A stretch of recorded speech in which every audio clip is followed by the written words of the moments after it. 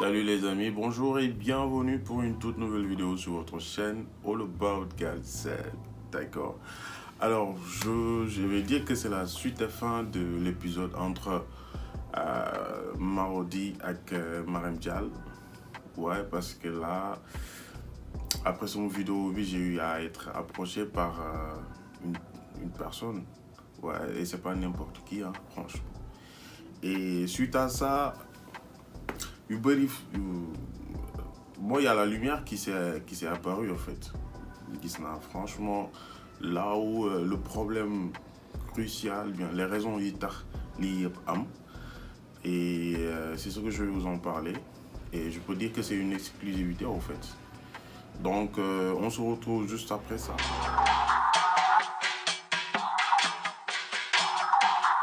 Yo, c'est instru, c'est ma babe, ma babe.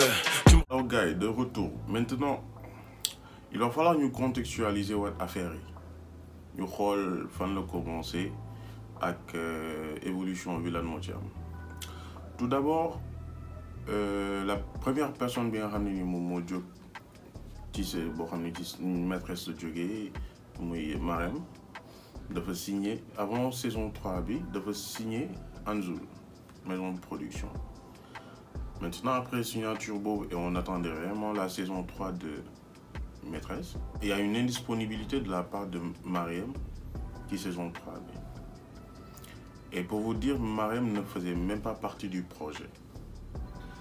Elle ne faisait même pas partie du projet de la saison 3 de la Maîtresse d'un homme marié. L'actrice principale en fait. Donc, tellement affaire est grave que man affaire en fait. Comment l'actrice principale d'une série peut ne pas faire partie du projet en fait. Vous comprenez. Là c'est un problème. Maintenant, li ko Anzul proposé moo gën a alléchante que li nga xam ne nii moom la ko Marodi proposé. I don't know.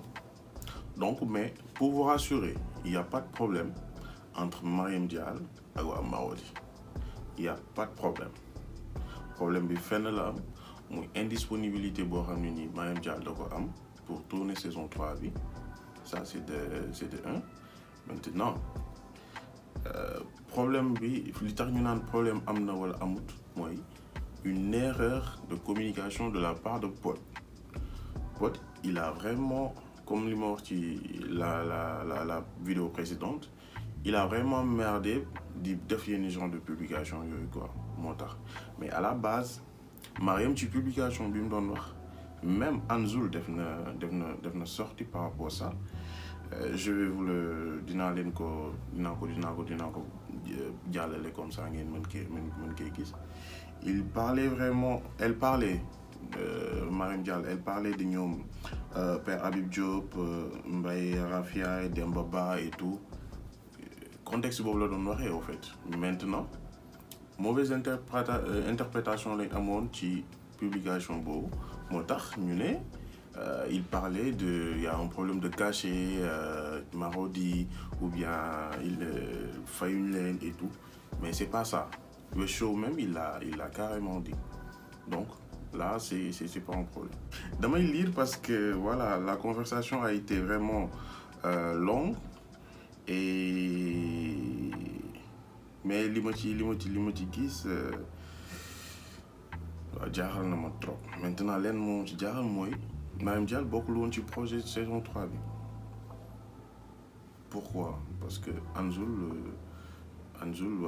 c'est une maison de production qui tend à s'agrandir et à être reconnue boo xam ne nii mais lenn moo jaaxal en fait, mais defaguñ benn production boo xam ne nii mën nañ ci wax ou bien c'est en gestation. On ne sait pas. C'est pas une première fois que moi en fait Marodi. Car Bilibi à mon et tout, mais j'ai rien encore. Maintenant Kabi, bah ça va. Je pense que Diniko va manager et tout. Mais il y a une chose en fait. Boumlen bête, Gizat Mariem nous revenir. Ça, je vous le dis. Boumlen bête parce que problème d'indisponibilité la ñuy wax bah lañ ma wax en fait maintenant disponibilité su amee Mariam dina ci dugg et ça va donner beaucoup de valeur à la nouvelle saison et tout comme ça ñu bëri nañ ci war a may enjoy li ñuy toog di décrier naan Mariam pourquoi ñëwul pourquoi bokku ci et tout dinañ ko ci mën a gis comme ça ñu mën a guéguerre bi nga xam ne nii moom moo fi am nii sax mu mën a arrêté wu en fait. Mais voilà, pour vous dire une chose que je pense vraiment que Mariam elle va revenir parce que émotion yi nga xam ne nii moo ñu jàppoon on a eu à parler par rapport ak story yi nga xam ne nii ñoom defoon nañ ko et tout analyse unanime boo xam ne la ñëpp amoon mais le problème bañ ko ñëwee topp ko et tout avec nos sources et c'est ce qui se passe actuellement. mooy que problème d'indisponibilité il y a pas de problème entre Mariam Dial ak waa Marodi le frère de Mariam mu ngi Marodi Biram donc s'il y avait un problème Biram aussi par solidarité à sa sœur dina ci jàpp et tout xam nga mais du moment où Biram mu nga fa ba tey donc il y a pas de problème en fait il y a pas de problème et puis j'ai confiance à ma source. Et Inch'Allah dans l'avenir peut-être dans l'avenir vous allez voir que li ma leen wax nii dina ci am. Maintenant damay revenir ci Pod Pod xawma ndax vidéo bi di nga ko seetaan ou pas mais essaie de revoir ta façon de communiquer en fait. Maintenant au niveau de Marodi war na am kenn koo xam ne nii il est mieux placé pour pouvoir communiquer et puis joxe yenn information yow moom mais tu peux pas être acteur directeur artistique chargé de la communication c'est impossible l'homme à tout faire c'est impossible comme li ma la waxee rek les sales boulots yooyu yaa koy def donc yooyu yaa ko war a mën a bañal sa bopp en fait mag nga et tout donc on a du respect envers toi donc am na benn position boo xam ne soo fa taxawee tout le temps et dama benn instant estime bi nga xam ne ni amoon nañ ko ci yow day dañ qu'on se dise la vérité donc ces genre de publication yoo xam ne nii day susciter beaucoup de tollé wax ji day bëri je pense waroon naa mën a ñaan. Maintenant aussi pourquoi maîtresse d'un homme marié ñu lancé ko de vite fait sans pour autant ñu xaar disponibilité Mariam mais aussi coup de marketing la maîtresse d'un homme marié annonceurs yi ñoom ñëpp moom la ñuy xaar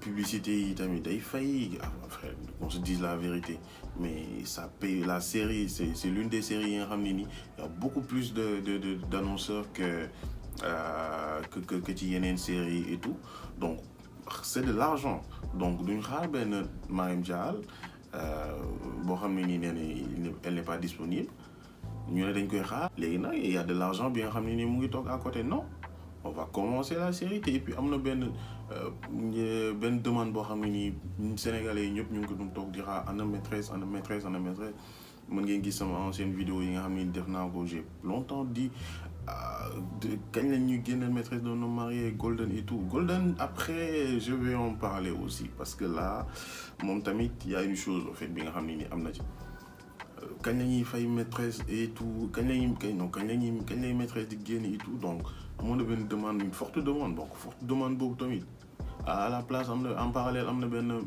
l'actrice principale n'est pas disponible donc mais on fonce avec ce qu'on a actuellement mu jeex point léegi la maîtresse si elle est disponible on va l'incruster xool ci scénario yi comment ça va se passer et tout mais rassurez-vous il y a pas de problème entre Mariam Dial ak voilà c'était juste pour l'épisode final jeex na suite à fin de l'épisode sur la série des analyses vont venir et tout et comme je l'ai dit l'autre jour Mariam waa Yes Dakar il y a des choses yoo xam ne nii il va falloir que ñu xoolaat ko ci Mariam bi et tout je vais faire une vidéo par rapport à ça et on se retrouve pour une toute prochaine vidéo peace.